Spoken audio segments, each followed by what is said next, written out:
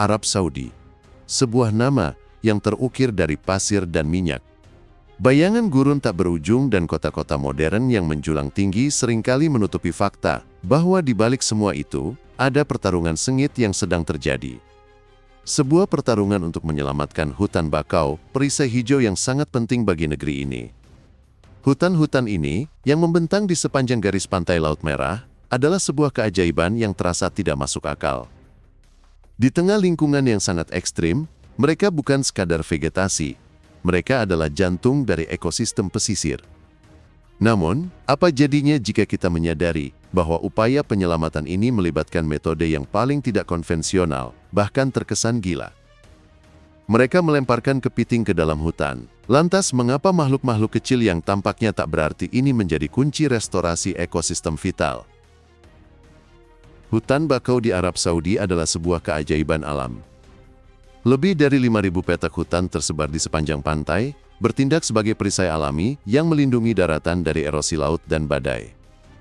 Akar-akar mereka yang saling terkait berfungsi sebagai filter biologis, membersihkan air laut dari polutan dan nutrisi berlebih. Peran ini sangat vital di Laut Merah yang panas dan sangat asin, di mana proses pembersihan alami terbatas. Di balik akar-akar tersebut, ikan muda dan udang menemukan tempat berlindung dan makanan, menjadikan hutan bakau sebagai pusat pembibitan yang menopang industri perikanan lokal. Bahkan, nelayan melaporkan tangkapan ikan di sekitar area bakau 50% lebih tinggi dibandingkan di perairan dangkal lainnya. Namun, perisai hijau ini sedang terluka parah. Kondisi alam yang ekstrim, seperti salinitas air yang sangat tinggi dan suhu air yang bisa mencapai 32 derajat Celcius di musim panas, diperparah oleh aktivitas manusia yang tanpa henti. Sejak tahun 1950, urbanisasi, pembangunan industri, dan pembangunan jalan telah menyebabkan penurunan populasi bakau hingga 55%. Pencemaran logam berat dan limbah industri lainnya juga mencekik akar-akar pohon, memicu kematian hutan secara perlahan. Dalam kondisi yang sangat sulit ini, pohon-pohon baru sulit untuk tumbuh dan ekosistem menjadi semakin rapuh. Disinilah peran para ilmuwan dari King Abdullah University of Science and Technology dimulai. Mereka menemukan bahwa masalah utama bukan hanya polusi, tetapi juga hilangnya komunitas mikroba yang sehat di dalam tanah.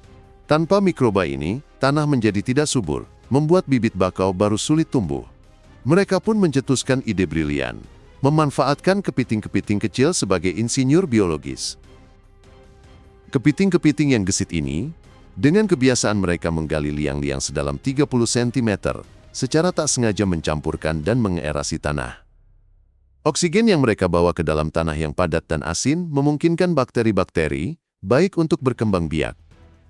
Setiap liang kepiting menjadi semacam laboratorium mini di mana mikroba bisa bekerja, memecah bahan organik, dan mengubahnya menjadi nutrisi yang dibutuhkan pohon. Hasilnya sungguh menakjubkan. Di area yang diberi lebih banyak kepiting, pH tanah naik dan salinitas turun 12%. Ini menciptakan kondisi ideal bagi bibit bakau untuk berakar dan bertahan hidup. Kepiting-kepiting ini bukan hanya insinyur fisik, tetapi juga pembawa mikroorganisme yang tepat. Proyek restorasi bakau Arab Saudi adalah sebuah upaya masif yang menggabungkan program pemerintah, inovasi teknologi, dan inisiatif korporasi. Selain kepiting, mereka menggunakan drone untuk menanam jutaan bibit, mempercepat proses yang biasanya memakan waktu berbulan-bulan. Di tengah gurun yang dianggap mustahil untuk menumbuhkan kehidupan, Arab Saudi tidak hanya menanam pohon, tetapi juga membangun ekosistem. Mereka berinvestasi dalam pengetahuan, teknologi, dan, yang paling penting, alam itu sendiri. Pertanyaannya sekarang, apakah kita sebagai manusia akan belajar dari pelajaran di gurun ini? Apakah kita akan menyadari bahwa solusi untuk masalah terbesar kita mungkin tidak terletak pada teknologi raksasa, tetapi pada kolaborasi dengan makhluk-makhluk terkecil yang kita anggap tak berarti? Dunia ini penuh dengan misteri, dan terkadang, untuk memahaminya, kita harus rela melemparkan diri kita ke dalam ketidakpastian.